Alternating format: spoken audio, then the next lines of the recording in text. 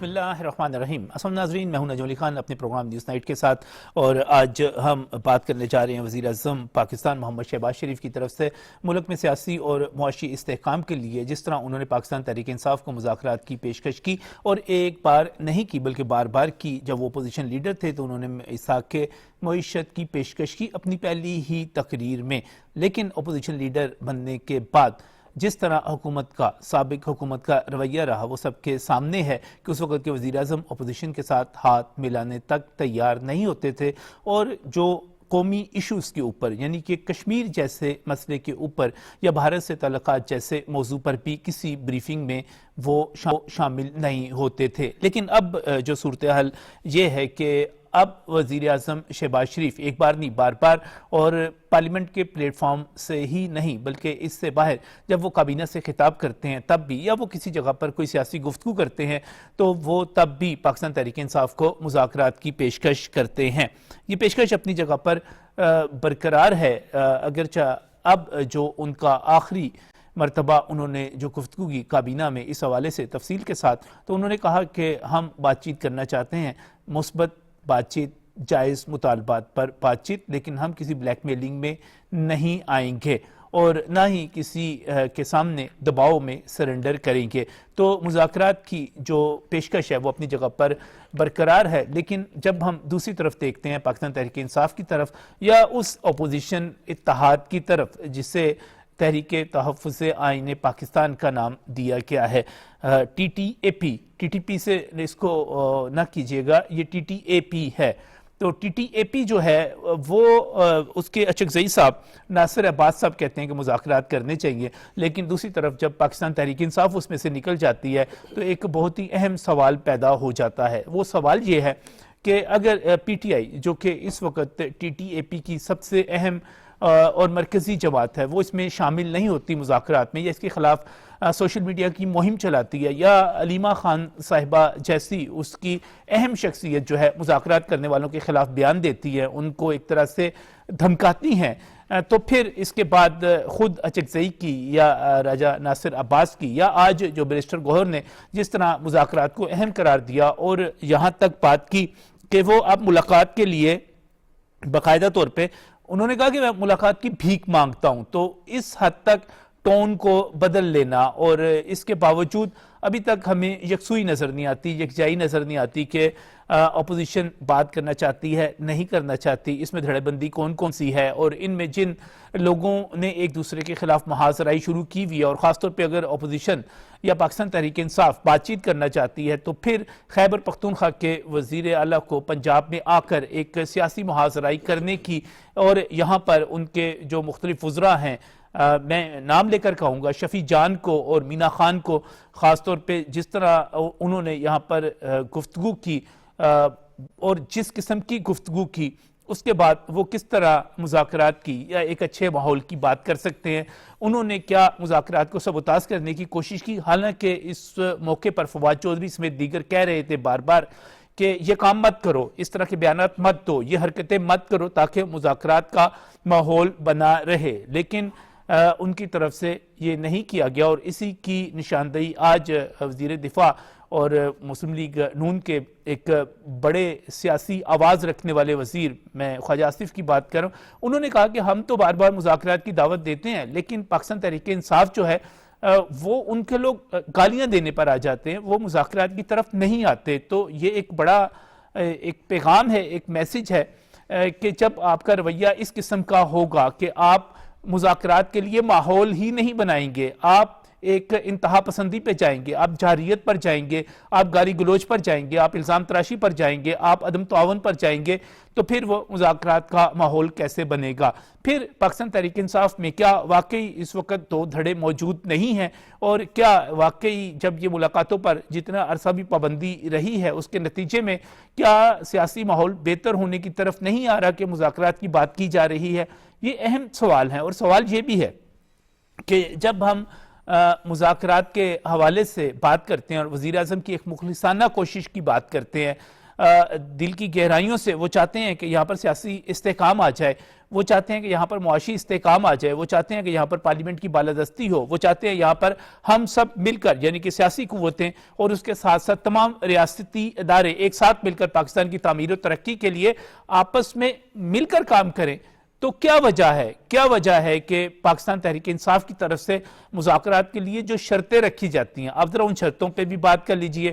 تحریک تحفظ آئین پاکستان ٹی ٹی اے پی جو ہے، ٹی ٹی اے پی جو مذاکرات کی شرطیں عائد کرتی ہے وہ بڑی عجیب ہے کہ جناب اسمبلیاں توڑ دی جائیں، حکومت اپنا خاتمہ کر لے، اب اس پر کون بات کرے گا؟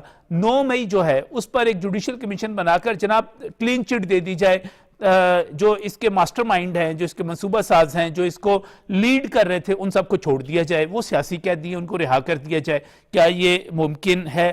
بانی پی ٹی آئی جو کہ جیل میں بند ہیں، جناب ہمارا سب سے پہلا مطالبہ تو یہ ہے ان کو رہا کر دیا جائے، کیا یہ ممکن ہے؟ اور آپ اس کو بادی نظر میں پورا مطالعہ کریں تو ان کے جو موجودہ شرائط ہیں کہ ہم غیر مشروط آ رہے ہیں لیکن بین السطور یہی باتیں ہیں، یہی مطالبات ہیں۔ مذاکرات کا ماحول ہے کیا؟ مذاکرات کے لیے شرطیں ہو کیا سکتی ہیں؟ مذاکرات ہو بھی سکتے ہیں یا نہیں ہو سکتے؟ اور خاص طور پہ پاکستان تحریک انصاف اس کے لیے تیار بھی ہے یا نہیں؟ ان کا ایجنڈا کیا ہو سکتا ہے؟ پروگرام کے پہلے حصے میں بات کریں گے اس حوالے سے، اور میں شکر گزار ہوں جو معزز پینلسٹ میرے ساتھ موجود ہیں، سینئر تجزیہ کار ہیں، سینئر صحافی ہیں، اینکر پرسن ہے فواد احمد صاحب کو پروگرام میں خوش آمدید کہتا ہوں، وہ ہمارے ساتھ موجود۔ اس کے ساتھ ساتھ میں جناب ذوالفقار علی مہتو صاحب سینئر صحافی ہیں، تجزیہ کار ہیں، اور جب ہم بات کرتے ہیں کہ معیشت بہتر ہوگی تو اس حوالے سے جو ہے ان کا تجزیہ ہمیشہ سے اعداد و شمار سے بھرا ہوا ہوتا ہے۔ اسی طرح اویس احمد بھٹی صاحب کا شکر گزار ہوں، پاکستان تحریک انصاف کے رہنما ہیں، وہ ہمیں یہاں پر جوائن کر رہے ہیں۔ اس سے پہلے کہ میں باقی لوگوں کی طرف جاؤں، میں اویس صاحب کی طرف جاؤں گا۔ اویس صاحب کیا کنفیوژن کیا ہے؟ پاکستان تحریک انصاف مذاکرات کرنا چاہتی ہے، نہیں کرنا چاہتی؟ اس کے جو مطالبات ہیں وہ کیا ہیں؟ سوچ ہے کہ ایک طرف ملاقات کے لیے بھیک تک کے الفاظ ہیں، دوسری طرف ادھر سے سلمان اکرم راجہ صاحب گیدڑ بھبکیاں، ان کی دھمکیاں ہیں، یہ کیا صورتحال کیا ہے؟ کنفیوژن کیا ہے؟ بسم اللہ الرحمن الرحیم۔ نجم بھائی بہت شکریہ آپ کا کہ آپ نے اتنے اہم ٹاپک پہ مجھے مدعو کیا، میں انتہائی مشکور ہوں آپ کا۔ دیکھیے پاکستان تحریک انصاف کا جو اسٹینس ہے ہمیشہ سے بڑا ہی کلیئر ہے۔ ہم لوگوں نے کبھی یہ نہیں کیا کہ ہم مذاکرات سے پیچھے ہٹیں، ہم لوگ ہمیشہ ایک ہی بات کرتے ہیں، لیول پلینگ فیلڈ۔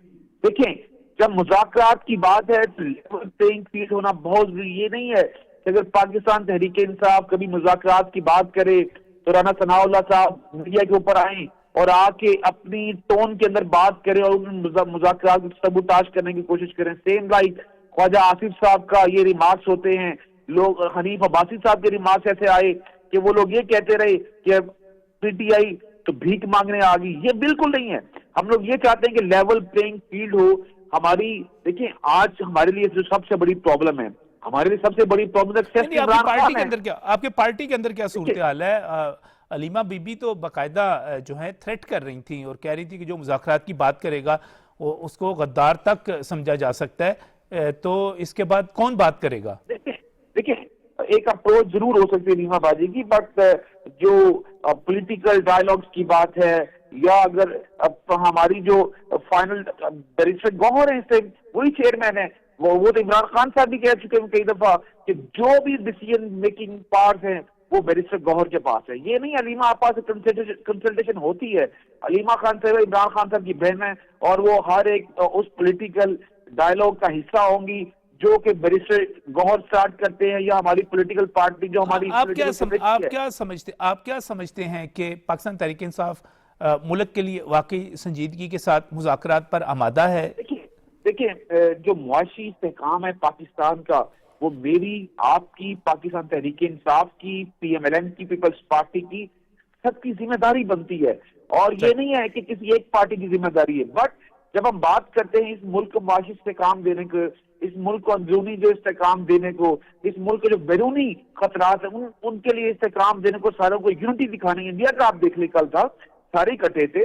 بٹ جب ہم پاکستان تحریک انصاف بات کرتی ہے کہ ہمیں جب ہم ڈائلاگ کی بات کرتے ہیں، ہمیں آپ ان اس کو مزاح میں اڑانے کے بجائے لیول پلینگ فیلڈ میں ہمارے جو الیکشن فراڈ ہوا ہے اس کے انویسٹیگیشن میں اگر ہم جوڈیشل کمیشن کی بات کرتے ہیں, ہمارے ساتھ ٹیبل ٹاک کریں, بات کریں. حکومت کبھی بھی اس سے نہیں پچھڑی. آپ کے اسمبلی ہی ختم کر دیں تو یہ تو ایسے ہی ہے. کیا میں اور آپ بات کر رہے ہیں اور میں آپ سے کہوں کہ اویس صاحب آپ مجھ سے مذاکرات کریں, آپ خودکشی کر لیں, اس پر تو مذاکرات نہیں ہوتے. اور دوسرا مسئلہ آپ کا سوشل میڈیا کا جو گالم گلوچ بریگیڈ ہے پورے کا پورا, وہ بہت بڑا مسئلہ ہے اور اس نے بڑے چیزیں اور مسائل حالات خراب کیے اس نے. میں نجم بھائی آپ کی اسی بات کی طرف آتا ہوں. جب ہم ڈائیلاگ پروسیس کی بات کرتے ہیں, ہم سٹارٹ کرنا چاہتے ہیں, تو دوسری سائڈ سے کیا ہوتا ہے, سب سے پہلے -1 کی بات کرتے ہیں. کیا دیکھیں جب -عمران کی آپ بات کریں گے تو جو وہ ٹاک سٹارٹ ہوتی ہے اور ان کا جو فیٹ ہے وہ ریجیکشن کی صورت میں آئے گا نا. نہیں, اس پر تو آپ لوگ خود تیار ہوئے نا, اس پر تو جو اچکزئی صاحب اور ناصر عباس صاحب وغیرہ اس پہ خود تیار ہوئے. نہیں, بالکل ایسی بات نہیں ہے. تحریک تحفظ آئین پاکستان جو ہے, جو ہماری وہ تحریک ہے, جو موومنٹ ہے, وہ چلتی رہنی ہے, وہ رکنے والی نہیں ہے. لیکن ساتھ ہی ساتھ ہم ڈائیلاگ کی جو بات کرتے ہیں, وہ ڈائیلاگ ہم لوگ وہ تحفظ آئین پاکستان کی بات کرتے ہیں. وہ جو ساری باتیں سر, ہم سب کا پاکستان ہے, کسی ایک کا نہیں ہے, ہم سب کا ہے. اور یہاں پر جب آپ کو پیشکش کی جاتی ہے بڑی چیز ہے. میں فواد احمد صاحب, آپ کس طرح دیکھتے ہیں مذاکرات کی بات کی جاتی ہے, پھر اس میں جو تحریک تحفظ آئین پاکستان کی طرف سے شرائط آ جاتی ہیں, پھر پاکستان تحریک انصاف, اس پہ ہمیں بہت زیادہ ڈیوائیڈڈ نظر آتی ہے, تو عملی طور پہ کچھ ہوتا نظر نہیں آتا, کنفیوژن نظر آتی ہے. بہت شکریہ نجم بھائی. نجم بھائی دیکھیں, جو مذاکرات کی بات کر رہے ہیں وہ لوگ وہ ہیں کہ جو کچھ سینئر ہیں, جو سیاست کو جانتے ہیں, پاکستان تحریک انصاف کا حصہ کبھی رہے یا پاکستان تحریک انصاف کے لیے اب بھی خیر سگالی کے جذبات یا اچھے جذبات رکھتے ہیں, وہ تو مذاکرات کی بات کرتے ہیں. اور مذاکرات کی بات کرتے ہوئے ہم دیکھتے ہیں کہ وہ کچھ آگے بڑھنے کی, میری فواد چودھری صاحب سے 2-4 دن پہلے بات ہوئی, غالباً جمعے یا ہفتے کی بات ہے. میں نے ان سے پوچھا کہ فواد صاحب آپ کس قیمت کے اوپر مذاکرات چاہتے ہیں, اور قیمت آپ کی اپنی ذات ہے کہ جب آپ مذاکرات کے لیے جاتے ہیں تو وہاں پر آپ کو جو ہے وہ گالیاں ملتی ہیں, آپ کو برا بلا کہا جاتا ہے, آپ کو جو ہے وہ تنقید کا نشانہ بنایا جاتا ہے, تو آپ کو آخر کیا تکلیف ہے کہ آپ مذاکرات چاہتے ہیں؟ انہوں نے کہا یار ہم عمران خان صاحب کے لیے کوئی ایسا راستہ بنانا چاہتے ہیں کہ جس میں کم از کم کانٹے جو ہیں وہ تھوڑے سے کم ہو جائیں, کانٹے پھر بھی رہیں گے, مذاکرات ان کو کرنے پڑیں گے. اب آپ یہ دیکھیے کہ سلمان اکرم راجہ ہوں, جن کا کل کیریئر یہ تھا کہ کسی زمانے میں وہ نواز شریف کے وکیل تھے, اب وہ عمران خان صاحب کے وکیل ہیں, سیاست میں پہلی دفعہ ہی میرا خیال ہے کبھی کونسلر بھی نہیں رہے ہوں گے. تو یہ جو سارے لوگ اس وقت ایک جمع ہو گئے ہیں, علیمہ خان صاحبہ جن کو خان صاحب نے اپنی زندگی کے اندر کبھی اپنی شادی میں نہیں بلایا, وہ اس وقت جو ہے وہ ان کا علم اٹھائے جو ہے وہ آگے کی طرف بڑھ رہی ہیں. بیرسٹر گوہر ماضی میں بھی جو ہے وہ اپنے علاقے سے پیپلز پارٹی کی طرف سے قومی اسمبلی کا الیکشن لڑ چکے ہیں, اس کا مطلب ان کا ایک سیاسی کیریئر ہے, ان کو سمجھ میں آ رہی ہے. آج ہی ان کا بیان ہے کہ 2026 بھی ہمیں کوئی اپنے لیے امید افزا نظر نہیں آتا, مشکلات کا ساری نظر آتا ہے. یعنی کہ تھوڑا سا سیاسی بصیرت رکھنے والا شخص یہ سمجھتا ہے کہ حالات معاملات ان کی فیور میں نہیں ہیں, لیکن جو شوخے قسم کے لوگ جمع ہو جاتے ہیں وہ یہ سمجھتے ہیں کہ شاید لبرٹی کے اوپر 15 لوگ اور پنجاب اسمبلی کے اندر 13 لوگ جمع کر کے جو ہے وہ, جن میں 10 وزراء ہوں گے اور 3 ان کے سیکیورٹی گارڈ ہوں گے, تو شاید وہ حالات کو تبدیل کر دیں گے, لاہور کا دورہ ان کا کامیاب قرار پائے گا, لاہور کے اس دورے سے کوئی انقلاب کی نوید آئے گی. تو یہ ساری باتیں اپنی سوشل میڈیا بریگیڈ سے کی گالم گلوچ سے بچنے کے لیے, ان کو مواد فراہم کرنے کے لیے, یوٹیوبرز کو ڈالر کمانے کا موقع دینے کے لیے تو باتیں بہت اچھی ہیں, لیکن عملی طور پر اب آپ دیکھیں کہ اسٹریٹ موومنٹ کی بات ہوئی تھی, کون سی اسٹریٹ موومنٹ تھی؟ نہ کراچی سے لے کے خیبر تک کسی ایک گلی کے اندر جھنڈا نظر نہیں آتا, کسی ایک گلی کے اندر کوئی کارنر میٹنگ نظر نہیں آتی, کسی ایک گلی کے اندر کوئی بات کرتا ہوا نظر نہیں آتا. تو موومنٹس ایسے چلا نہیں کرتی. پاکستان تحریک انصاف کے پاس سب سے بہتر راستہ وہی ہے جو حکومت ان کو دینا چاہتی ہے. ابھی میرے جو دوست یہ کہہ رہے تھے کہ جی لیول پلینگ فیلڈ دی جائے, اور جو ہے وہ بھائی مذاکرات ہیں ہی لیول پلینگ فیلڈ کے لیے. اگر ایسی ہی کوئی لیول پلینگ فیلڈ آپ کے لیے ہوتی تو پھر آپ مذاکرات کس چیز کے لیے کر رہے ہیں؟ تو اگر آپ مذاکرات کے لیے بیٹھیں گے تو اس میں آپ ہی کا فائدہ ہے, حکومت کا تو دینے والا ہاتھ ہے, اس سے آپ نے لینا ہے, برابری کی بنیاد پر لینا ہے. بہت اچھی بات ہے, ایک سیاسی جماعت کو برابری کی بنیاد پہ لینا چاہیے, لیکن کوئی 9 مئی برپا کر کے آپ کچھ نہیں حاصل کر سکتے, کوئی 26 نومبر برپا کر کے آپ کچھ نہیں حاصل کر سکتے. اس کے لیے آپ کو ایک پرامن سیاسی جدوجہد کرنی ہوگی. کل ہی کی بات ہے, میں مصطفیٰ کمال صاحب کی ایک بات جس کو لوگ کسی اور طریقے سے دیکھ رہے ہیں, انہوں نے کہا کہ جی ہمیں جو حقوق چاہیے تھے, بہت ساری چیزیں اختیارات کی نجی سطح تک منتقلی کے علاوہ اور بہت سارے حقوق ہیں. انہوں نے کہا کہ جی اس وقت کے جو ہمارے قائد تھے, اگر وہ 5 لاکھ لوگ لے کے سڑک پر پرامن بیٹھ جاتے تو ایک پتھر مارنے کی ضرورت نہ پڑتی, اور چھٹی کے دن بھی اسمبلی کھل کر جو ہے وہ یہاں پر مذاکرات ہو جاتے. مجھے یاد ہے اچھی طریقے سے یہی سندھ گورنمنٹ تھی 14 15 16 سال سندھ گورنمنٹ کو ہو چکے ہیں نا, ایک مضبوط سندھ گورنمنٹ تھی کہ جس کو نہ دائیں سے نہ بائیں سے کسی جانب سے خطرہ نہیں تھا. ان کے بلدیاتی نظام کے اوپر یہاں جماعت اسلامی نے کراچی میں اسمبلی کے باہر دھرنا دیا. سردی یہی جنوری کا جو ہے وہ آنے والے دن جو آ رہے ہیں, جنوری کا شدید سردی کا موسم تھا, اس میں بارش بھی ہو گئی. میرا خیال ہے 25-30 دن وہ بیٹھے رہے, اور آخر کار حکومت نے مذاکرات کے لیے ان کو اسمبلی کے باہر بیٹھے ہوئے لوگوں کو, جن کی ایک اسمبلی کی صوبائی اسمبلی کی سیٹ تھی, ان کو بلا کر اسمبلی کے اندر مذاکرات کیے.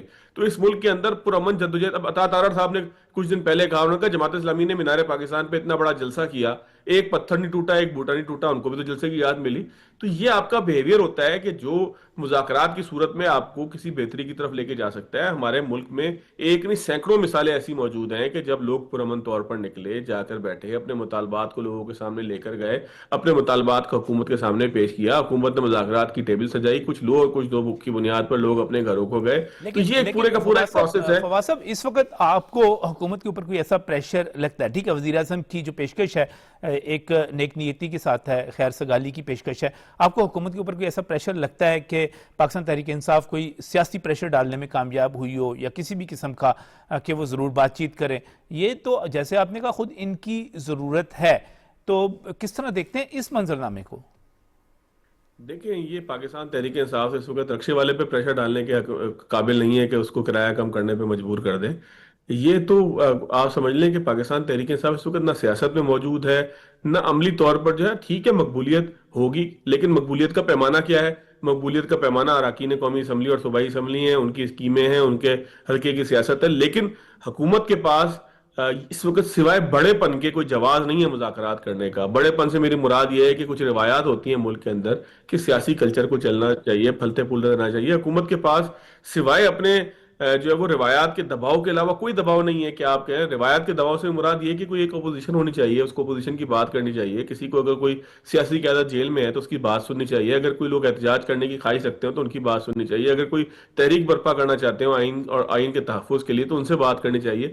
حکومت کے پاس سوائے اس اخلاقیات کے دباؤ کے اور کوئی دباؤ نہیں ہے کہ آپ کہیں کہ وہ کوئی سڑکوں پہ لوگ نکلنے کا ان کو اندیشہ ہے, یا ان کو یہ لگتا ہے کہ پاکستان تحریک انصاف. بڑا دلچسپ پہلو ہے اس میں, ایک بڑا دلچسپ پہلو ہے کہ ابھی آپ نے مقبولیت کی بات کی اور آپ نے کہا کہ ہو بھی سکتی ہے, لیکن جو لوگ یہ دعویٰ کرتے ہیں کہ 90% مقبولیت اور 90% عوام سوشل میڈیا پہ ان کے مطابق ان کے ساتھ ہیں, حالات یہ ہیں کہ ان کے وزیر اعلیٰ لاہور میں آتے ہیں اور کہیں پر کوئی گرفتاری نہیں ہے, کہیں پر کوئی لاٹھی چارج نہیں ہے, کہیں پر کوئی شیلنگ نہیں ہے, اور لاہور کی آبادی 1.5 کروڑ کی ہے, اور 1.5 کروڑ کا 1% بنتا ہے 1.5 لاکھ, اور اس 1.5 لاکھ کا بھی 1% بنتا ہے 1,500. اور میں چیلنج سے کہتا ہوں کہ وہ لاہور میں جو اپنا جس کو نیا ونڈر بوائے بنا کے پیش کر رہے ہیں, وہ کہیں پر 1,500 کی گیدرنگ بھی ثابت کر دے کہ ان کے ساتھ موجود تھے, تو بڑی بات ہوگی. میں اس پر دوبارہ بھی آپ کے پاس آؤں گا کہ یہ جو دعوے ہیں سوشل میڈیا کے یہ کتنے سچے ہوتے ہیں.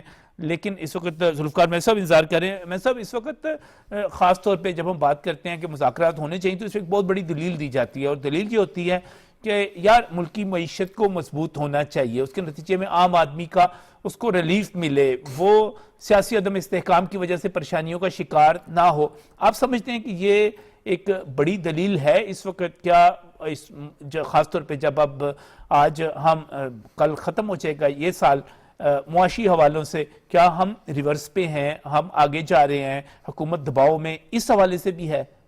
جی جناب شکریہ. آج بیرسٹر گوہر نے جو ٹاک کی تو انہوں نے کہا کہ خدا کے لیے پاکستان کی معیشت کے لیے آپ مذاکرات پہ آ جائیں. جی ہاں. اچھا, اب مجھے سمجھ نہیں کہ وہ معیشت کا نام کیوں لے رہے ہیں. بھائی معیشت کے تو پازیٹیو اشارے ہیں. 8.3% لارج اسکیل مینوفیکچرنگ گروتھ ہوئی ہے اکتوبر میں, $100 ملین کا نومبر میں کرنٹ اکاؤنٹ سرپلس ہے. پاکستان میں بہت عرصے کے بعد 1500 ارب کا پرائیویٹ سیکٹر کو کریڈٹ ہو گیا ہے بینکوں سے, اور اس میں 691 ارب روپے ایس ایم ای کو ہوئے ہیں. نجم, جو گلی مرلوں کی صنعتیں ہوتی ہیں, 691 ارب روپے اب تک انہوں نے 5 مہینے میں انہوں نے عام آدمی جو ہے, عام چھوٹا سا مینوفیکچرر جس کو جو ہے نا سفارش نہیں ملتی تھی کہ اس کو کوئی 10 لاکھ کا 20-50 لاکھ کا قرضہ مل جائے، تو 691 ارب روپے اب تک ان کو وہ لے چکے ہیں. تو یہ ایک بہت پازیٹیو چیز ہے. اور آئی ایم ایف کی میں بات کرتا ہوں، گروتھ ریٹ اس نے پہلے دیا تھا 3.2% پاکستان کا شروع میں، اور اب سیلاب کے باوجود اس نے ٹارگٹ 3.6 کر دیا ہے. یعنی اس کی جو ہے نا اس کی پرپوزل اور اس کی جو فورکاسٹ ہے وہ 3.6 پہ چلے گی. سارے اشاریے آگے ہیں. 11 ارب روپے کا ہم نے ایئر آن ایئر گروتھ لی ہے ایف بی آر ریونیو میں، یہ جولائی نومبر میں 4.73 ٹریلین کی کلیکشن ہے. تو میں کہتا ہوں کہ یہ اکانومی کی آپ کیا بات کرتے ہیں، انفلیشن ریٹ 39% پھر 24% اور 6.1% پہ، یعنی جو انفلیشن میں تیزی سے اضافہ ہوتا تھا وہ بھی نہیں ہو رہا. تو معیشت کا نام نہ لیں، کسی اور چیز کی بات کرنی ہے تو کریں کہ خدا کے لیے ان کے لیے مذاکرات پہ آ جائیں، اور اللہ جیل کے قیدی کے لیے آ جائیں، کہہ دیں اوپنلی کہہ دیں کوئی عرض نہیں. دیکھیں میں سمجھتا ہوں کہ پاکستان پیپلز پارٹی اور مسلم لیگ نون جو اس وقت اتحادی ہیں، یہ دونوں نے بہت مصیبتیں جھیلی ہیں ڈیموکریسی کے لیے. سی او ڈی بھی بینظیر بھٹو صاحب اور نواز شریف صاحب نے سائن کیا، اسی لیے کیا تھا کہ پاکستان میں جمہوری کلچر کو، پارلیمنٹری کلچر کو فروغ دیا جا سکے. اب یہ سارا کچھ وہ اس لیے پاپڑ بیلتے ہیں. آپ کو پتہ ہے سر زرداری نے آج سے کچھ دن پہلے یہ کہا کہ تمام راستے مفاہمت کے وہ پارلیمنٹ کے اندر سے جاتے ہیں.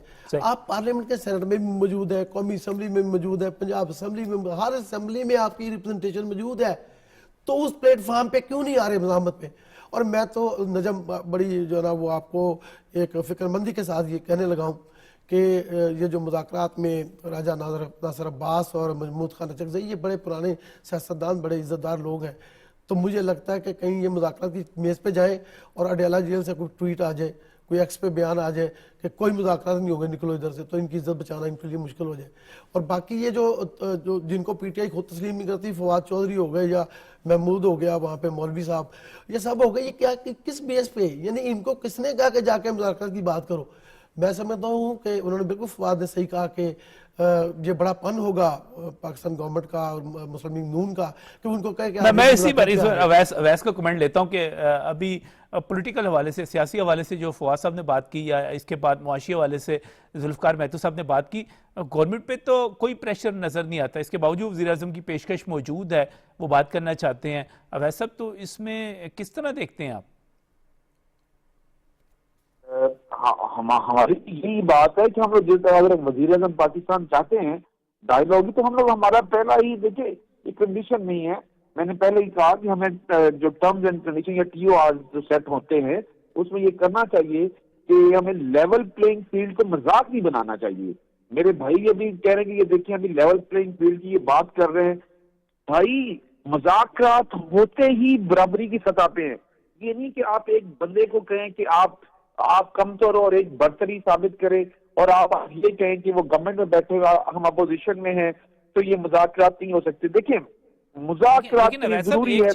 ایک چیز تو واضح ہے کہ جن لوگوں نے 9 مئی کیا اور جن لوگوں نے جی ایچ کیو پر، کور کمانڈر ہاؤسز پر، شہداء کی یادگاروں پہ حملے کیے، ویسا انہیں تو نہیں چھوڑا جائے گا. دیکھیے ہماری جو ڈائیلاگ کی کنڈیشن یا ہم لوگ جو چیزیں سیٹ کرنا چاہتے ہیں اس میں کہیں یہ نہیں لکھا ہوا کہ آپ اگر کوئی بندہ 9 مئی کے اندر انوالو ہے، آپ کو لگتا ہے کہ ہم جوڈیشل کمیشن کی بات کیوں کرتے ہیں؟ ہم اپنے ریلیز آف ورکرز کی بات اس لیے کرتے ہیں. انوسنٹ ہمارے ورکرز ہیں جو اس کے اندر موجود ہی نہیں تھے، ان کو بھی اریسٹ کیا گیا، ان کو بھی سزائیں دی گئی. ہم ان کی بات کریں گے جوڈیشل کمیشن کی اس لیے بات جو موجود نہیں تھا وہ تو بری نہیں ہوتا گیا. شاہ محمود قریشی صاحب نے ہر جگہ پہ ثابت کیا کہ وہ اس موقع پر کراچی میں موجود تھے، ان کی اہلیہ کی سرجری تھی. پاکستان کے اندر دیکھیں نظم بھائی ایسا نہیں ہوتا. پورے پاکستان کے اندر ایک شاہ محمود قریشی صاحب بھی نظر آئے. ہمارا دیکھیں شکر ہے کوئی بندہ تو ان کو نظر آیا نا کوئی جو انوسینٹ تھا. دیکھیں ایسے بندے ایک نہیں ہیں، ایسے ہزاروں کے ہمارے ورکر موجود ہیں جن کو انہوں نے اس چیز میں ابھی تک بیچارے انوسنٹ ڈکلیئر ہوئے ہیں. بٹ ان کو کورٹ کی جو پروسیڈنگ اینڈ ٹرائل ہے، ان کو وٹنس جو ان کے پولیس والے پروسیکیوشن کے جو کیا کہتے ہیں غلط وٹنسز آئے، ان لوگوں نے ان کی وٹنس کے اوپر ان کو سزا ہوئی. دیکھیں انہی چیزوں کو پراپ کرنے کے لیے ہم جوڈیشل کمیشن کی بات کرتے ہیں، ری انویسٹیگیشن کی بات کرتے ہیں. دیکھیں ہم یہ نہیں کہتے کہ آپ ان کو سزا نہ دیں جو 9 مئی میں جو بندہ انوالو ہے، بٹ جو انوسینٹس ہیں اور ان کو بالکل ریلیز ہونا چاہیے.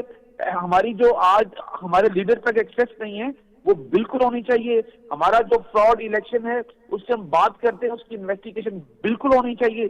بٹ یہ چیزیں اسی وقت ہوں گی جب دونوں سائڈز کے اوپر ایک ایسا ایٹماسفیئر بنے گا جو ایک دوسرے کے اوپر ٹرسٹ کر سکے, ایسے ٹی او آر سیٹ ہو سکے کہ دونوں پارٹیز ایک ایسی کوئی کمیٹی بنے کہ جی دونوں سائڈ سے ٹرسٹ بلڈنگ ہو.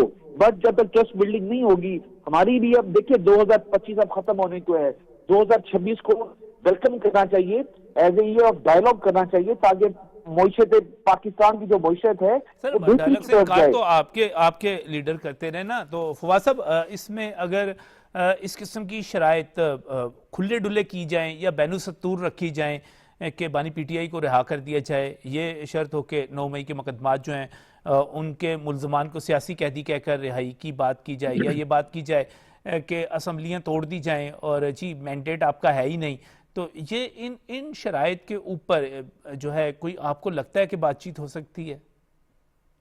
دیکھیں نجم بھائی, بڑی 2+2=4 کی طرح بات ہے. اگر آپ نے کرکٹ میچ کھیلنا ہے تو آپ کو گراؤنڈ میں اترنا پڑتا ہے, اور گراؤنڈ میں اترنے کے لیے ایک حکومت ہو اور ایک اپوزیشن ہو, دونوں ٹیمیں مل کے میچ کھیلیں تو اس کے بعد جو ہے وہ ایک ٹیم جیت جائے گی, وہ مذاکرات کی ٹیبل کہلائے گی. اگر آپ تماشائی بنے ہوئے ہوں, آپ گراؤنڈ کے باہر بیٹھے ہوں, آپ جتنا مرضی شور کر لیں, اندر کھیلنے والے کو تو اس سے کوئی فرق نہیں پڑتا. آپ ہنگامہ آرائی کر لیں 26 نومبر کی طرح, تو زیادہ سے زیادہ گیم کچھ دیر کے لیے رکے گا, لیکن پھر جو ہے وہ پولیس آئے گی, ڈنڈے مار کے نکالے گی. مجھے اچھی طرح یاد ہے کہ ایک دفعہ میچ ہوا پاکستان کا چنائی کے اندر غالباً ہندوستان کے ساتھ, تو شعیب اختر نے ایک وکٹ لی, جو ٹنڈولکر کی بیچ والی گلی تھی وہ اڑ گئی, اور وہاں جو گراؤنڈ تھے وہ تو سارے کے سارے جو ہے وہ گراؤنڈ میں وہ اس کو سمجھتے تھے بہت بڑا کوئی ہنومان یا پتہ نہیں کیا کہتے ہیں, بھگوان سمجھتے تھے کرکٹ کا. وہ سارے خاموش ہو گئے, اور 10 منٹ بعد ہم نے دیکھا کہ گراؤنڈ کے اندر انہوں نے ہنگامہ آرائی شروع کر دی, جلانا شروع کر دیا, سیٹوں کو جلانا شروع کر دیا. انڈیا کے اندر یہ پرانا کلچر ہے گراؤنڈوں کے اندر. ابھی میسی آئے تھے تو دیکھیں آپ, انہوں نے گراؤنڈ میں کیا کہ انڈیا کا پرانا کلچر ہے گراؤنڈ میں آگ لگا دینا, گراؤنڈ میں پتھراؤ کر دینا, گن کر دینا. یہ ایک ان کے ایک کلچر ہے. ہر کھیل میں وہ اسی طرح رونٹی ڈالتے ہیں, چاہے پھر وہ پاکستان کے ساتھ ہونے والی جنگ ہو. رونٹی ڈالنا سمجھتے ہیں نا, آپ نے بھی بچپن میں کرکٹ کھیلی ہوگی. وہ ایک پلیئر ہوتا تھا, وہ لات مار کے وکٹ کو چلا جاتا تھا, پچ کے اوپر لیٹ جاتا تھا. یہ رونٹی ڈالنا انڈیا کا پرانا کام ہے. تو اب آپ دیکھیں, مجھے اچھی طرح یاد ہے کہ پھر آخرکار یہ ہوا کہ پولیس آئی, پولیس نے تمام تماشائیوں کی پٹائی کی, پٹائی کرنے کے بعد باہر کی, اور پھر خالی گراؤنڈ کے اندر میچ ہوا. وسیم اکرم کی قیادت میں ٹیم اتری اور ٹیم جو ہے وہ میچ جیت گئی. تو تماشائی جتنا مرضی شور کر لے, پھر جو ہے وہ ایک پولیس آتی ہے اور پھر وہ آپ کو باہر نکال دیتی ہے. بھائی اگر آپ جب تک گراؤنڈ کے اندر نہیں آئیں گے میچ کھیلنے کے لیے, آپ گراؤنڈ میں آئیے, اپنی شرائط رکھیے. 9 مئی کے حوالے سے اگر آپ کو لگتا ہے کہ کچھ لوگوں کو جو ہے وہ غیر قانونی طور پر ڈیٹینشن میں رکھا ہوا ہے, یا کچھ لوگوں کے ساتھ زیادتی ہو رہی ہے, تو ان کی فہرستیں پیش کیجیے, ثبوت پیش کیجیے. شاہ محمود قریشی کی بالکل آپ نے ٹھیک درست بات کی ہے, اس طریقے سے آپ اور لوگوں کے ثبوت. لیکن یہ سب کچھ کب ہوگا؟ یہ سب کچھ جب ہوگا کہ جب آپ کے اندر ایک پولیٹیکل سوچ ہوگی, ایک پولیٹیکل ول ہوگی کہ جو آپ کو اس گراؤنڈ میں لے کر آئے گی, جس کو مذاکرہ. دیکھیں مذاکرات کی ٹیبل پہ نجم بھائی میرا اور آپ کا ایک اختلاف ہو جائے, جب تک میں آپ کے ساتھ مذاکرات کی ٹیبل پر نہیں بیٹھوں گا اس وقت تک ہم چیزیں طے نہیں کر سکتے. آپ اپنی گریونسز رکھیں گے, میں اپنے مطالبات رکھوں گا, کچھ آپ مان لیں گے, کچھ میں مان لوں گا. ہو سکتا ہے زیادہ آپ مان لیں, کم میں مانوں. ہو سکتا ہے زیادہ میں مان لوں, کم آپ مانیں. کچھ بھی ہوگا, ایک ایسا معاملہ ہوگا, 1 نشست ہوگی, 2 نشست ہوگی, 4 نشستیں ہوں گی, اور آخرکار ہو سکتا ہے ہم کسی چیز کے اوپر پہنچ جائیں. لیکن ہم مذاکرات کی اس ٹیبل پہ آنے سے پہلے ہی یہ طے کر لیں کہ جی نجم صاحب جو ہے وہ میری ساری شرائط مان لیں, تو یہ تو نہیں ہوگا نا. نجم صاحب بھی جو ہے وہ کوئی عام آدمی تو نہیں ہے, وہ بھی ایک ملک کے بڑے اینکر ہیں, تو وہ کیوں مان لیں گے میری ساری بات؟ تو بہتر یہ ہے کہ میں ان کو راضی کروں کہ آپ ٹیبل کے اوپر آئیں, کچھ آپ دیں, کچھ میں دوں. مذاکرات ہوتے ہی یہ ہیں دنیا کے اندر, بڑے بڑے مسئلے اس کے اوپر حل ہوتے ہیں. روس کا یوکرین کے ساتھ مسئلہ ہو, وہ بھی اسی طریقے سے حل ہونا ہے. پاکستان کا ہندوستان سے مسئلہ ہو, وہ بھی لوگوں نے میڈیٹ کر کے بیچ میں پڑھوایا ہے. تو اب اس وقت میڈیشن کے لیے پاکستان تحریک انصاف کے سابق رہنما اور پاکستان تحریک انصاف کے ہمدرد و خیر خواہ, جن کو عمران خان صاحب خود بھی ہمدرد و خیر خواہ سمجھتے ہیں, جناب محمود خان اچکزئی ہو گئے یا علامہ صاحب ہو گئے, یہ اگر کہہ رہے ہیں کہ مذاکرات کرو, آپ اس کا خیر مقدم کریں, ٹیبل پر بیٹھیں, حکومت سے مطالبہ کریں کہ بھائی آپ یہ کریں. اگر آپ پہلے دن ہی کہیں گے کہ عمران خان کو رہا کرو, عمران خان کو رہا کیے بغیر کوئی بات نہیں ہوگی, تو اس کا مطلب آپ مذاکرات کرنا نہیں چاہتے. مذاکرات کی ہمیشہ ایک پیس ہوتی ہے, آپ آہستہ آہستہ بڑھتے جاتے ہیں, آپ چند مطالبات کرتے ہیں, اپنے جو ہے وہ مذاکرات کی ٹیبل سے کچھ حاصل کرتے ہیں, اپنی باسکٹ میں کوئی چیزیں ڈالتے ہیں, آپ کامیابی کے کوئی جھنڈے گاڑتے ہیں, پھر آگے کی طرف چلتے ہیں. میں چلے مثال کے طور پر ایک منٹ کو تصور کر لیجئے, مذاکرات شروع ہوئے, حکومت کی طرف سے آپ ہیں, پاکستان تحریک انصاف کی طرف سے میں ہوں. میں آپ سے کہتا ہوں کہ جی کمیشن بنائیے. اچھا کمیشن کا مطالبہ کیا میں ٹی وی پہ ڈر کے آپ سے کروں گا جب میں حکومت کے اندر موجود ہوں؟ بھائی حکومت کو ڈرنے کے لیے آپ سے کیا ایسا آپ نے خوفزدہ کر دیا کہ حکومت ڈر جائے؟ تحریک آپ نہیں چلا سکتے, لوگ آپ نہیں نکال سکتے, 4 لوگوں کو جمع کرنا آپ کے لیے مشکل ہے. کسی جگہ پر جو ہے وہ کوئی ڈھنگ سے بیٹھ کر بات آپ نہیں کر سکتے. آپ یا تو بہت بڑی اسٹریٹ پاور بن کے آ جائیں کہ حکومت جو ہے وہ مفلوج ہو جائے اور مفلوج ہونے کے بعد منتیں کرے کہ خدا کے واسطے آئیے ہم سے بیٹھ کے بات کیجیے. آپ ایسا کر نہیں سکتے, کر نہیں پا رہے, کر پا رہے ہوتے تو کر چکے ہوتے. اب آپ کے پاس راستہ یہ ہے کہ آپ حکومت کے ساتھ بیٹھیے, حکومت کو بتائیے, اپنے مطالبات بتائیے, اس میں سے کچھ حکومت مانے گی, تھوڑا سا آگے کی طرف بڑھیں گے, کچھ نہیں مانے گی آپ اس کے اوپر احتجاج کا راستہ بھی رکھتے ہیں. آپ حکومت سے یہی بات کر سکتے ہیں کہ جی ہمیں پرامن احتجاج کی ہم آپ کو گارنٹی دیتے ہیں, آپ ہمیں موقع دیں. کئی چیزیں ہیں نجم بھائی, ایک دو آج میں فواد صاحب, جب ہم آج سال کا یہ کل آخری دن ہے اور آج ہم 30 دسمبر کو یہ پروگرام کر رہے ہیں اور بات کر رہے ہیں حکومت اور پاکستان تحریک انصاف میں مذاکرات, تو شاید 2024 تھوڑا سا مختلف تھا. 2025 میں آپ سب کا ہی کمنٹ چاہوں گا اس پہ مختصر.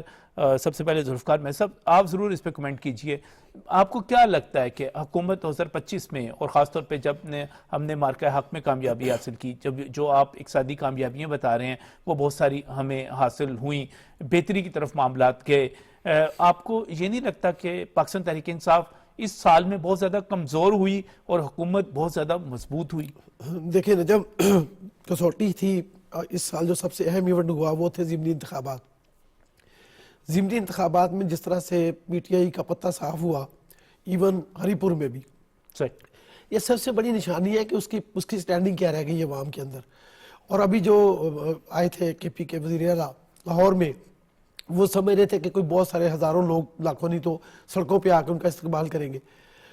اب مجھے بتائیے کہ کس نے روکا تھا کسی بندے کو کہ تم جا کے جو سہیل افریدی صاحب ہیں ان کا استقبال نہ کرو یا دور سے ہاتھ ملاؤ یا اپنی چھتوں پہ آ جاؤ؟ مجھے تو لگتا ہے کہ ان کے ٹکٹ ہولڈرز, ان کے ارکان اسمبلی, ان کے نیچے بلدیاتی, ان کے عہدیدار تک وہ پورے نہیں نکلے. نجم صاحب اگر پنجاب اسمبلی کے ایم پی بھی آ جاتے تو 90 گاڑیاں تو ہوتی نا کم سے کم. صحیح ہے, یہ میں مثال دے رہا ہوں. اور دوسرا یہ ہے کہ جو ضمنی انتخاب ہوا یہاں پہ, تو لاہور میں تو میاں ظفر والی سیٹ پہ تو الیکشن ہوا نا, جی ہاں, اعلان ہوا. ان کے لیڈر آف دی اپوزیشن جو معین ریاض ہیں, وہ نے پریس کانفرنس کی پریس کلب میں کہ ہم یہ الیکشن لڑ رہے ہیں. اچھا, جب یہ الیکشن لڑ رہے ہیں تو 2024 فروری میں جو الیکشن ہوا تھا, تو اس کے اندر تو لوگوں نے مسلم لیگ نون کے کیمپ سے کہتے ہیں, یہ دعویٰ کرتے ہیں کہ وہاں سے پرچی بنوائی اور ووٹ پی ٹی آئی کو ڈال دیا. تو بھائی یہ ضمنی میں بھی چلے جاتے نا, ضمنی میں بھی پرچی ادھر سے بنوا کے ووٹ ادھر ڈالتے, تو ووٹ کدھر چلا گیا؟ ہری پور میں 81,000 کی لیڈ سے جیتے تھے عمر ایوب صاحب, اور ہارے ہیں 44-46,000 سے. تو یہ دیکھیں, یہ فرق پڑ گیا, بڑا فرق. میں اس پر کمنٹ بھی ہے لے لیتا ہوں اویس صاحب سے بھی. اویس صاحب, پی ٹی آئی کمزور ہوئی بہت زیادہ اس پر. دیکھیے, یہ بالکل مفروضوں پر مبنی بات نہ کیجئے کہ پی ٹی آئی کمزور ہوئی. آج بھی پی ٹی آئی کا جہاں ضمنی الیکشن ہوا, آپ نے دیکھا کہ پی ٹی آئی کے آپ جب بھی, آج بھی سمبل لیفٹ پارٹی ہے وہ, بٹ اس کا ووٹر باہر نکلتا ہے جہاں پہ بھی الیکشن ہوتا ہے. بٹ یہ کوئی ایسا میئر کرنے کا نہیں ہے کہ آپ کہیں کہ جی گلیوں سڑکوں پہ آپ نکل کے, آپ کل نا کیمرہ لے کے اور مائک لے کے ضرور نکلیے روڈز کے اوپر. آج بھی لوگوں سے پوچھئے نیشنل لیڈر کون ہے, نام آئے گا عمران خان کا. آج بھی لوگوں سے پوچھئے پاپولر لیڈر کون ہے, نام آئے گا عمران خان کا. یہاں پہ ٹی وی پہ بیٹھ کے یہ کہہ دینا 2025, بالکل میں مانتا ہوں کے پی کے میں سب سے زیادہ پی ٹی آئی ہے, کے پی کے میں ہے نا. اچھا, کے پی کے اندر جو ووٹ کاسٹنگ ریشیو ہے 36% ہے, میں چیلنج کرتا ہوں. اور وہ جو پچھلا الیکشن ہوتا تھا 40%. ذوالفقار علی بھٹو شہید جب کے پی کے کا الیکشن لڑے تھے 61% ووٹنگ ریشیو تھی. ٹھیک, کاسٹنگ ریشیو کی بات کرو. اور بھائی کدھر ہے پاپولیرٹی؟ 60% کے پی کے کا ووٹر تو باہر ہی نہیں آتا ووٹ ڈالنے کے لیے, میری میکسیمم, ورنہ 36%. تو یہ ہری پور والا بھی تو ہو گیا. میں اس پہ کمنٹ فواد صاحب کا بھی لینا چاہ رہا ہوں. فواد صاحب, 2025 کیسا رہا آپ کی نظر میں؟ 2025 بڑا پاکستان کے لیے کامیابیوں کا سال تھا. مارچ میں شروع ہوا, پاکستان نے امریکہ کا, جو امریکہ دنیا کی ایک سپر پاور ہے, اس کا اعتماد جیتا, دنیا کے سامنے واضح کیا کہ پاکستان دہشت گردی کے خلاف کتنا سنجیدہ ہے. مارچ میں ایک قصہ شروع ہوا, پاکستان نے ایک شریف نام کا ایک دہشت گرد تھا داعش کا, جس کو پکڑ کے امریکہ کے حوالے کیا. امریکہ کو مطلوب تھا, وہ کابل ایئرپورٹ پہ ایبی گیٹ دھماکہ جو کہلاتا ہے وہاں پہ اس کے لیے مطلوب تھا, شریف الدین پتہ نہیں کیا نام تھا اس کا, وہ پاکستان نے پکڑ کے دیا. اور اتنے ٹرمپ اس کے اندر خوش ہوئے کہ ٹرمپ نے جو ہے وہ पहली स्पीच जो थी कांग्रेस के दोनों ऐवानों के साथ जो मुश्तरका इजलास में स्पीच थी, उसमें पाकिस्तान का तस्करा किया, शुक्रिया किया। उस वक्त पाकिस्तान का एक एतमाद जो है वो बहाल हुआ। जो आइसोलेट पाकिस्तान हो रहा था सफारती सतह पर, वहां से बहाली का एक अमल शुरू हुआ। उसके बाद हमने देखा मार्के हक के अंदर बड़ी कामयाबियां हमें हासिल हुई। मार्के हक के अंदर पाकिस्तान की जो बहादुर अफवाज है उन्होंने मनवाया दुनिया को। और फिर मार्का हक के बाद तो पूरा एक गेम चेंजर था। हमने देखा कि किस तरीके से डोनाल्ड ट्रंप पाकिस्तान का तस्करा बार बार करते रहे, पाकिस्तान को जो है वो हीरो की ऐसे से, मतलब अब मेरे कुछ मेहमान एक शादी के सिलसिले में बैरून मुल्क से आए हुए थे, ऑस्ट्रेलिया और अमेरिका से। वहां पर भी मैंने उनके मुंह से भी यही सुना कि उन्होंने कहा कि ट्रंप तो बड़ी बेइज्जती कर रहा है यार, बार बार जो है वो हिंदुस्तान को कहता है कि तुम्हारे 8 जहाज थे, 9 जहाज थे, वो गिर गए, एक बड़ा खूबसूरत जहाज था। फिर हम आगे की तरफ आए तो अफगानिस्तान वाले मामले के ऊपर पाकिस्तान ने जो है एक हतमी मौकफ लिया कि फितना खारिज और फितना हिंद जो है उनकी दहशतगर्दी का बस बहुत हो गया, बहुत बर्दाश्त हो गया, बहुत तरीके के साथ हमने चल लिया। अफगानिस्तान वाले मामले के ऊपर भी पाकिस्तान ने आज नहीं तो कल ये मौकफ लेना था, बेहतर है आज ले लिया, अपना नुकसान बचा लिया। वो मौकफ पाकिस्तान ने दुनिया के सामने बहुत अच्छे तरीके से पेश किया, तुर्की के सामने बहुत अच्छे तरीके यानी कि से। एक शानदार बरसरा और हुकूमत को इसमें बड़ी कामयाबियां मिली। फवाद साहब इस पर तफसीली बात भी करेंगे, कल इंशाअल्लाह इस पर मुकम्मल प्रोग्राम भी करेंगे। आज जो है इस टॉपिक को पाकिस्तान के हवाले से जो हमने बात की, मजबूती के हवाले से, मुज़ाकरात के हवाले से, इसको यहाँ पर मैं इस तरह कंक्लूड कर रहा हूँ। और मैं फवाद अहमद साहब का, जुल्फ़कार महमूद साहब का और अवैस भट्टी साहब का शुक्रिया भी अदा करता हूँ ज्वाइन करने के लिए। और इसमें पाकिस्तान का मौक़िफ़ बहुत असूली रहा कि पाकिस्तान जो है अमन चाहता है। और पाकिस्तान ने पहलगाम फॉल्स फ्लैग के हवाले से बात कर लें आप, पाकिस्तान ने हमेशा ऑफ़र की, पेशकश की कि वो तहकीकात में साथ चलने के लिए, हर तरह का ताउन करने के लिए तैयार है। फिर इसको अक़वाम मुत्तहिदा की सतह पर तस्लीम किया गया। फिर उसके बाद आप मौजूदा सूरत हाल, सिर्फ मैं आज की आपके साथ एक खबर शेयर करता हूँ कि रूस के सदर की रिहाइशगाह पर हमला होता है और इस हमले के बाद वज़ीर-ए-आज़म पाकिस्तान मोहम्मद शहबाज शरीफ वो फौरी तौर पर अपने रिएक्शन का रद्द-ए-अमल का इज़हार करते हैं और इसकी मज़म्मत करते हैं। और वो कहते हैं कि इस ऐसे वक्त में जब क़याम अमन के लिए कोशिशें जारी हैं तो इस नौइयत का घिनौना फ़ेल अमन, सलामती और इस्तेहकाम के लिए संगीन ख़तरा है। तो पाकिस्तान ने रूसी फेडरेशन के सदर, हुकूमत और अवाम के साथ मुकम्मल इजहार यकजहती किया। सदर आसिफ अली जरदारी साहब ने भी, उन्होंने भी बाकायदा तौर पर इसकी मजम्मत की, इस हमले की। पाकिस्तान की दिफाई पॉलिसी में अमन की अहमियत, मुज़ाकरात की अहमियत, गुफ्तगू की अहमियत और बाहमी एतमाद के साथ मसाइल को हल करने की अहमियत, ये क्या है? इस पर बात करने के लिए मैं बहुत ही मशकूर हूँ एयर कमोडोर खालिद चिश्ती साहब। चूँकि खालिद चिश्ती साहब पाक फ़िज़ाइया से ताल्लुक़, और पाक फ़िज़ाइया ने जो कुछ इस साल करके दिखाया वो सबके सामने है। लेकिन इसके बावजूद पाकिस्तान की दिफाई पॉलिसी में अमन की, मुज़ाकरात की अहमियत वो कितनी है? और खालिद साहब, आप पाकिस्तान के इस पूरे बरस में किरदार को किस तरह देखते हैं? बहुत शुक्रिया नजम साहब, आपने इनवाइट किया। देखिए, मैं तो शुरू दिन से पाक फिजाइया, जितना अरसा मैंने पाक फिजाइया में सर्व किया, हमारी एयरफोर्स एक डिफरेंट लेवल पर ऑपरेट करती थी। ये जनरली रिएक्टिव होती थी, ये डिफेंसिव होती थी और ये रेडी टू रिस्पॉन्ड होती थी। पिछले कई सालों में ऐसा हुआ, लेकिन अब मुझे लगता है ऐसा नहीं है। खासतौर पर मई के महीने में जिस तरह डायनेमिक्स चेंज हुए हैं, अब ये एयरफोर्स एक बुनियादी तौर पर एक डिसरप्टर के तौर पर आई है, जो बैलेंस अपने हक में या स्ट्रेटेजिक कैलकुलस को अपने मुल्क के हक में मोड़ने की सलाहियत रखती है। ये आमतौर पर एक एयरफोर्स स्टैंड लोन सर्विस नहीं करती, लेकिन अल्हम्दुलिल्लाह जिस तरह क्रिएटिविटी, इनोवेशन किया पाक फिजाइया के सरबराह ने पिछले 3-3.5 सालों में, तो हमने देखा कि ये बिल्कुल अपना शेप इसने बदली, अपनी स्ट्रैटेजी बदली, इसने अपना इम्पैक्ट बदला। और सबसे बड़ी बात, जैसे मैंने कहा, अब ये एयरफोर्स वो रही जो अनप्रेडिक्टेबल है। जब आप अनप्रेडिक्टेबल होते हैं तो दुश्मन को आप गैसवर्क पर रखते हैं, आप दुश्मन की सारी स्ट्रैटेजीज को नलिफाई कर देते हैं और सबसे आते हैं दुश्मन को रिएक्टिव या डिफेंसिव होने पर मजबूर कर देते हैं। तो मई के महीने में क्योंकि कॉन्फ्लिक्ट हुआ ही ज्यादा एयर के थ्रू और एयर पावर ज्यादा इस्तेमाल हुई, तो हमने देखा कि ये एक स्टैंड लोन एक एंटिटी थी जिसने बुनियादी तौर पर मुल्क के लोगों के लिए, हमारी फॉरेन पॉलिसी के लिए, हमारी इंटरनेशनल रेलेवेंस के लिए एक लीवर ऑफ इन्फ्लुएंस का काम किया। जिसने, आपने नोट किया होगा कि प्रेसिडेंट अमेरिकन, जो अभी आप ब्रेक से पहले बात कर रहे थे, कि सदर जो अमेरिका के हैं वो 60 दफा कह चुके हैं कि ये पैंतरा बदला गया, 8 ब्रांड न्यू ब्यूटीफुल एयरक्राफ्ट। वो रेफर किसको कर रहे थे? वो बेसिकली एयर कॉम्बैट को कर रहे थे। और इस एयर कॉम्बैट ने क्या किया था? जैसे मैंने कहा कि इसने ایک انفلوئنس اتنا کریٹ کیا دنیا کی نظر میں, اپنی ریلیونس دوبارہ گین کر لی اور اسٹریٹجک کیلکولس کو اپنے حق میں موڑا, تو یہ پہلی دفعہ کسی سروس نے سٹینڈ لون کیا ہے. اور یہ صرف ایسے نہیں ہو جاتا, نجم صاحب آپ ایگری کریں گے کہ آپ صرف یہ نہیں ہوتا کہ رات کو 12:30 بجے 85 جہاز آپ پر حملہ ہونے آ رہے ہوں اور آپ رات کو 42 جہاز اپنے بھیجیں اور نتیجہ اس طرح نکل آئے. ایسا نہیں ہوتا. دیکھیے 3 ڈائمنشن میں خاص طور پر پاک فضائیہ نے ریاکٹ کیا ہے یا پلان کیا ہے, ایک ہوا میں, ایک زمین اور ایک سمندر پر. ہوا میں ہمارا سب سے نمبر 1 ٹارگٹ تھا رافیل. یہ ایسے نہیں ہوتا کہ 7 جہازوں میں سے 4 رافیل مارے جائیں. رافیل کو ٹارگٹ کیا گیا تھا 3 سال تک, ان کو مائکروسکوپ کے نیچے رکھ کر اس کو ایویلویٹ کیا گیا تھا, اس کی شارٹ کمنگز کو دیکھا گیا تھا, اس کے لوپ ہولز کو اسٹڈی کیا گیا تھا اور اس پر پاک فضائیہ کے پائلٹ نے رسپونڈ کیا تھا تیار. اب آپ ہوا سے زمین پر آتے ہیں تو یہاں زمین پر پاک فضائیہ کا اسٹریٹجک ٹارگٹ تھا S-400. ہم سب اب جانتے ہیں کہ وہ 600 کلومیٹر پر لاک کرتا ہے اور 400 کلومیٹر پر آنے والے کسی بھی حملہ ور جہاز کو تباہ کر دیتا ہے. 32 ٹارگٹ اکٹھے انگیج کر سکتا ہے اور حیران کن بات جو کم لوگ جانتے ہیں, 17,000 کلومیٹر کی رفتار سے یہ آنے والے یا حملہ ور جہاز کی طرف بڑھتا ہے, جبکہ فائٹر اٹیک جو اٹیک کرنے آ رہا ہوتا ہے اس کی 1,000 مشکل سے کلومیٹر سپیڈ ہوتی ہے. تو آپ یہ دیکھیے. تیسرا اور موسٹ امپورٹنٹ تھا وکرانت, جو انہوں نے سمندر میں انڈین نے لانے کی زحمت ہی نہیں کی یا زحمت لانے کی ہمت نہیں کی. یہ 3 ڈائمنشنل الحمدللہ پاک فضائیہ نے تیاری کی تھی. 2 ڈائمنشنل انگیج ہوا, تیسرے کا ان کو موقع ہی نہیں ملا یا خوفزدہ اس طرح تک کہ وہ نہیں لائے. تو میں سمرائز اس کو اس طرح کرنا چاہوں گا کہ یہ بنیادی طور پر ہم نے ایک نیا سینٹر آف گریوٹی ہندوستان کا ٹارگٹ کیا تھا. اس کو ہم اپنی زبان میں یا اسٹریٹجی جب پڑھاتے یا پڑھتے ہیں تو نجم صاحب اس کو ہم کہتے ہیں اسکارلیٹ تھریڈ. اسکارلیٹ تھریڈ آپ کے ویورز کے آسانی کے لیے میں ریفریش کرتا چلوں کہ ہماری جب دادیاں اور پرنانیاں اور نانیاں جب سویٹر بنتی تھی تو ایک دھاگا اگر آپ نکالتے تھے تو سارا سویٹر کھل جاتا تھا, تو اس کو اسکارلیٹ تھریڈ کہتے ہیں.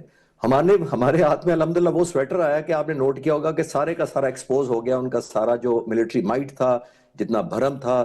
دنیا کی نمبر 1 پاپولیٹڈ ملک ہے, ملٹری مائٹ تیسرے چوتھے نمبر پر ہے. تو یہ ایک نیو نارمل ہم نے ملک کے لیے, اپنے لوگوں کے لیے اچیو کرنا, اور جیسے میں نے کہا کہ ایک لیور آف انفلوئنس کے طور پر ہماری مسلح افواج سامنے آئی ہیں. اللہ کرے 2026 اب ایسا نہ ہو کہ ان کو دوبارہ ہمت ہو, کیونکہ انہوں نے جو سبق سیکھا ہے اپنے ملک کے لیے. 2025 ایک بڑی 2025 خاص طور پہ اگر ہم اسٹرکچر کی بات کریں, ہم اپنا موقف منوانے کی بات کریں. ابھی میں دیکھ رہا تھا کہ رکی گل کو جس طرح ایوارڈ ملا اور جس طرح کہا گیا, ہم ہر سطح پر اپنے بیانیے کی جنگ میں بات کر لیں, ہم اگر بات کریں اپنی جنگ کی بات کر لیں, پاکستان اور اس میں تبدیلی کا سال, جس طرح پاکستان کی مسلح افواج کا ایک نیا سٹرکچر بنا اور چیف آف ڈیفنس فورسز کا ایک نیا سیکریٹریٹ بنا, یہ ساری تبدیلیاں پازیٹیو تبدیلیاں. جی آپ بالکل ٹھیک کہہ رہے ہیں. دیکھیے جتنی قوم اور مسلح افواج انٹیگریٹڈ ہوں گی, جتنی زیادہ پنچ آپ کا یونائٹڈ ہوگا, جتنے لوگ بیک کریں گے مسلح افواج کو, اتنا ہی زیادہ ہمارا امپیکٹ ہوگا. دیکھیے میں اکثر کہتا ہوں چینلز پر کہ میں ایز اے فائٹر پائلٹ جب میں اڑتا ہوں تو جہاز تو فیول سے اڑ رہا ہوتا ہے, جو فائٹر پائلٹ ہوتا ہے وہ لوگوں کی توقعات اور دعاؤں پر اڑ رہا ہوتا ہے, کیونکہ ان سے ایکسپیکٹیشن ہوتی ہے. اور میری ایکسپیکٹیشن جتنی لوگوں کی جسٹیفائیڈ ہوگی, میری کاز جتنی جسٹیفائیڈ ہوگی, اتنی ہی میری وار یا مشن جسٹیفائیڈ ہوگا اور اتنا ہی آؤٹ کم جسٹیفائیڈ ہوگا. تو یہ ساری انٹر کنیکٹڈ چیزیں ہیں. ہم جو مسلح افواج ہوتی ہیں وہ اس قوم کے ہاتھ میں ایک ویپن ہوتی ہیں. ویپن کا مطلب ہے جتنا میرا جسم مجھے زیادہ سپورٹ کرے گا, جتنا جسم الرٹ ہوگا, مسلح افواج وہی رسپونڈ بنائیں گی, اپنے لیے تیار بھی کریں گی, ریزلٹ بھی وہی ہوگا. ابھی جو ہندوستان جس میں فیل ہوا بنیادی طور پر فرق کیا ہے ہمارے اور ان میں, اگر وہ 2025 کو دیکھیں, ولی صاحب آپ ایگری کریں گے کہ ہم اور وہ علیحدہ علیحدہ دیکھیں, تو میں اگر انڈین پرسپیکٹیو سے دیکھوں تو دیکھیے ان کے پاس ٹیک ہوم 2025 کا نہیں ہے ملٹری پوائنٹ آف ویو سے. اور وہ کیوں نہیں ہے؟ کیونکہ جب آپ کسی ملک پر مسلح افواج کے تھرو لانچ کرتے ہیں آفینس, تو آپ ایگری کریں گے کہ آپ کے پاس حملہ آور کو بہت سارے ایڈوانٹیجز ہوتے ہیں. یعنی آپ کے پاس انیشیٹو ہوتا ہے, آپ کے پاس ٹائمنگ اپنی مرضی کی ہوتی ہے, آپ نے جگہ خود چوز کرنی ہوتی ہے, آپ نے انٹینسٹی خود چوز کرنی ہوتی ہے, سرپرائز آپ کے ہاتھ میں ہوتا ہے. یہ تو سب کچھ ہندوستان کے حق میں تھا. ہماری پرٹیکولرلی فورسز اور خاص طور پر ایئر فورس تو ریئیکٹیو یا ڈیفینسو تھی, لیکن ہم نے ریئیکٹیو یا ڈیفینسو ہونے کے بدلے میں ہم نے کہا کہ نہیں, اب ہم انپریڈکٹیبل ہیں اور ہم اب ڈسرپٹیو ہیں اور ہم ایک بیلنس کریٹر ہیں. اور اب ہندوستان کے لوگ اگر اپنے لوگوں سے پوچھیں کہ ہماری وار ٹرافی کہاں ہے, جب دیکھیے کوئی مسلح افواج حملہ کرتی ہیں تو لوگوں کو پتا ہونا چاہیے کہ ان کے لیے ٹیک ہوم کیا ہے, مسلح افواج کیا لے کر آئیں گی. وہ جو فورسز نے حملہ کیا, آیا کچھ لے کر گئے؟ آپ روزانہ کی بنیاد پر تجزیے کرتے ہیں اور بڑے سیزنڈ ماشاءاللہ آپ جرنلسٹ ہیں, لیکن آپ بتائیں کہ انڈین جرنلسٹ یا انڈین ملٹری پلانر یا انڈین لوگ अपने लिए किस चीज को वॉर स्ट्रैटेजी, वॉर ट्रॉफी कहेंगे कि यार यहाँ पे हम जबरदस्त कामयाब रहे। अच्छा, तो उनके पास ना वॉर खालिद साहब, मैं आपकी मौजूदगी का फायदा उठाना चाहता हूँ। वो एक बहस और हो रही है, लोग ये भी कह रहे हैं कि जनाब ये जो एक जंग तो जारी है रूस और यूक्रेन की, और ये जंग जारी है, ठीक है, इसमें हमले भी होते हैं, तो क्या वजह है कि आप पुतिन के ऊपर जो हमला हुआ आप उसकी बहुत ज़्यादा मजम्मत कर रहे हैं? क्या मुझे ये बताइएगा, ये कोई सिंबॉलिक चीज़ है कि जंग तो जारी है लेकिन आप हेड ऑफ द स्टेट के ऊपर हमला कर दें, तो इसको किस तरह देखा जाता है जंगी नुक्ता नज़र से? नजम साहब, ये दो चीजें दिखाई जाती हैं। एक तो आपकी डेस्परेशन शो होती है जो यूक्रेन के सेंस में मैं कह रहा हूं, और एक आप अपनी रीच दिखाना चाहते हैं, यानी आपका रिजॉल्व या रीच। मैं मिलिट्री स्टूडेंट के तौर पर कह रहा हूं कि वो ये दिखाना चाहते हैं कि हमारा पंच या हमारे बाजू का जो पंच है वो पुतिन तक पहुंच गया, नंबर वन। और एक जब हेड्स ऑफ द स्टेट्स या इस तरह की चीजों पर हमला करते हैं तो आपकी डेस्परेशन या एलिमेंट ऑफ फ्रस्ट्रेशन होता है। इसका मतलब है कि आप सामने आने वाले बॉर्डर पर जो फोर्सेस हैं, जमीन पर, हवा में, समंदर में, उनके सूरत में इस तरह समंदर तो नहीं है, लेकिन वहां पर तो आप इंगेज नहीं कर पाए, जिसका मतलब यह है कि वो मीनिंगफुल रिजल्ट। अभी थोड़ी देर पहले मैं आपसे कह रहा था पिछले सवाल के जवाब में कि वॉर ट्रॉफी नहीं कुछ दिखा सके यूक्रेन के लोग कि हमने कैसे इसको अपने लिए क्या है, तो फिर वो ये एक सेंस ऑफ अचीवमेंट, एक सेंस ऑफ प्राइड या सेंस ऑफ होप देना चाहते हैं अपने लोगों को कि देखें जी हमने तो पुतिन के घर तक जा पहुंचे, हमने उस वक्त भी हमला कर लिया। तो ये दो चीजें दिखाती है, एक जैसे मैंने कहा रीच दिखाना चाहते हैं, शायद वो अपने लोगों पे एक पॉजिटिविटी, उम्मीद अपने लोगों को क्रिएट करना चाहते हैं, और दूसरा मैंने कहा कि एक हेल्पलेसनेस, डेस्परेशन है कि आप फ्रंट पर मुकाबला करने की बजाय आपने सोचा कि लीडरशिप को टारगेट करके शायद एक सबसर्विएंट करेंगे या उनको मजबूर कर देंगे या खौफ ज्यादा कर देंगे। लेकिन मैं अक्सर कहता हूं कि किसी भी मुल्क के लिए fear is a reaction, courage is a choice. तो करेज उनको मेरा ख्याल करके हिट बैक करना शायद अब रशिया की बारी होगी, लेकिन मेरा ख्याल है लीडरशिप में आमतौर पर लोग या फोर्सेस नहीं इंगेज करती, लीडरशिप को पर्सनलाइज करके नहीं टारगेट करती, वो महाज पर ही मुकाबला करती हैं, और जाहिर है उन्हीं के लिए तैयार किया जाता है उनको। और फिर इसके नतीजे में अगर आप इस किस्म के इक़दाम करते हैं तो अमन ज़्यादा दांव पर लग जाता है। जी बिल्कुल, आपने ठीक कहा कि जो सॉफ्ट कॉर्नर डेवलप भी हुआ होता है लीडर के ज़हन में, खासतौर पे पुतिन के पॉइंट ऑफ व्यू से, जो जिनका पूरी ऑलमोस्ट जिंदगी ही फाइटिंग में डायरेक्टली या कॉवर्ड, क्योंकि वो इससे पहले केजीबी के भी हेड रहे हैं, इंटेलिजेंस एजेंसी को लीड करते रहे हैं, बहुत सारी की डिपार्टमेंट्स पे रहे हैं, तो ऐसा बंदा जिसका इतना नॉलेज होता है, जिसकी स्ट्रैटेजी बड़ी क्लैरिटी होती है, वो फिर हिट बैक ज्यादा रिजॉल्व के साथ करता है, और शायद वो पीस की जो एफर्ट्स होती हैं वो उतने दिल से शायद नहीं कन्विक्शन करता या कॉम्प्रोमाइज करने को नहीं तैयार होता। यूक्रेन में टेम्परेरी तो air commodore retired Khalid Chishti साहब बहुत ही तफसील के साथ बहुत अंदाज में समझाने के लिए न सिर्फ पाकिस्तान की फौज की जो कामयाबी थी 2025 में, बल्कि इसके साथ ही आज जो वाक़या हुआ और जिस तरह पाकिस्तान ने उसकी मजम्मत की। पाकिस्तान ने मजम्मत खुले दिल के साथ की, वाज़ेह अल्फाज में की, क्योंकि पाकिस्तान हमेशा से अमन के साथ है, वो मुज़ाकरात के साथ है, वो जंग के साथ नहीं है, वो जंग को मसाइल का हल नहीं समझता, बल्कि वो अमन के साथ, इंसाफ के साथ होने वाली जो भी गुफ्तगू होगी उसको जो है किसी भी मसले का हल समझता है। और ये पेशकश उसकी भारत के लिए भी मौजूद थी, लेकिन भारत ने उस मौके को ज़ाया किया और हजीमत उठाई। आज के प्रोग्राम में इतना ही, कल फिर मिलेंगे, तब तक के लिए अल्लाह हाफिज़।